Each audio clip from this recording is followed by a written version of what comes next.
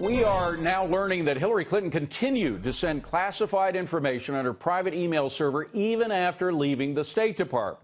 A file obtained by the RNC showing that in May of 2013, Clinton sent an email to diplomats and top aides discussing what's known as the 1-2-3 deal. The nature of the email exchange is unclear due to redactions, but the 1-2-3 deal referred to a 2009 agreement with the United Arab Emirates to share material and technology for nuclear energy.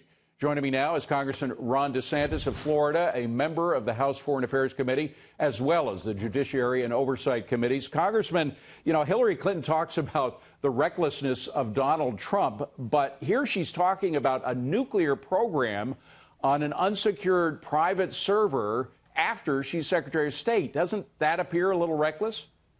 Without question. I mean, anybody who's ever handled classified information would know that anything of that nature would not be shared in an open source. And the FBI director, his investigation showed that she sent or received hundreds of emails that were classified at the time, including 8 separate email strings with top secret information. And those are emails that I, as a member of Congress, would like to review. I'm not able to review it because it's classified at such a high level. So clearly, she just had an utter disregard for the rules and regulations and the laws regarding classified information. She put her own convenience and her desire to shield her communications from accountability above the national interest. But I'm just wondering why she's talking about nuclear deals after she's Secretary of State, perhaps with information that's top secret. Well, it may be that they were building on things she had worked on, and I don't know that it would be inappropriate using proper channels to be able to provide some insight for the new regime at the State Department. But you don't do it on an open source. No. And she wanted the Clinton email, and that's what she did, and consequences be damned. All right, these FBI notes that are going to be released, I'm wondering, have you seen the FBI notes? I know people aren't allowed to copy them or even bring a notebook in to talk about what's in them. I've been briefed on them in the unclassified portions. I have not reviewed them. I will do that when I return to Washington. I'm just wondering what's of more interest to you, what she said or what the FBI asked her, because a lot of people criticize the line of questioning. Well, Congressman Gowdy is a friend of mine and a very good prosecutor, and he said the FBI did not even ask about Hillary Clinton's intent.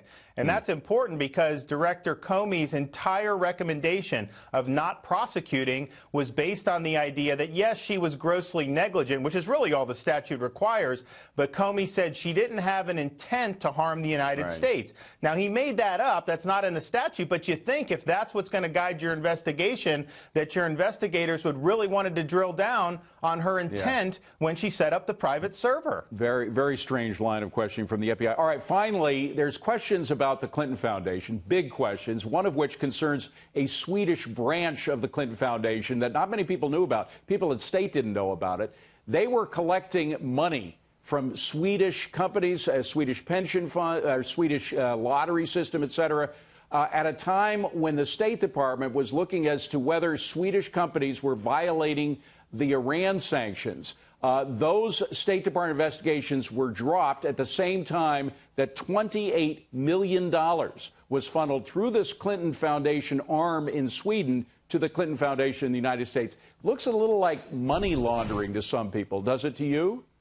Well, you know that there's a documented examples of the State Department of them going to bat on behalf of these Swedish companies. Now, maybe they thought that was good policy, but they did it. And then you look at it and said, okay, if you wanted a way to send a lot of money from a foreign country to the Clinton Foundation without the donors being traced, this is one way to do it. Set up a subsidiary so that the money is flowing from the subsidiary to the Clinton Foundation and the actual source of the money is masked. And this is one of many reasons why I think you need a special counsel to be able to look into all of these allegations regarding the Clinton Foundation. Certainly appears to be money laundering anyway. Congressman, great to see you. Congressman Ron DeSantis. Thanks for having me. Appreciate it. Well,